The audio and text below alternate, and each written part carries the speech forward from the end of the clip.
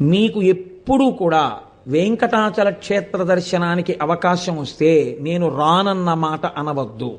రానంటారేమో అన్న అనుమానం ఉంటే వెంకటాచలం రమ్మని అడగవద్దు. అలా వెంకటేశ్వర స్వామి వారికి రాత్రి దండలు ఒకలా వేస్తే తెల్లవారేటప్పటికి ఒకలా మారిపోయేవి. ఎవరు చేస్తున్నారని ఒక రోజున అనుమానం వచ్చి ఒక మహంత్ గుదిలో నక్కి పడుకున్నాడు చూద్దామని.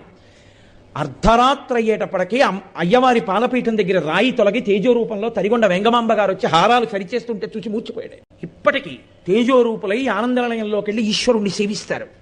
బ్రహ్మగారు, చతుర్ముఖ బ్రహ్మగారు ప్రతిరోజు వెంకటేశ్వర స్వామి వారి పాదాలు కడిగి ఆ పాత్ర అక్కడ ఉంచుతారు. అందుకే రాత్రి నీటి చెంబు ఉంచి తలుపులేస్తారు.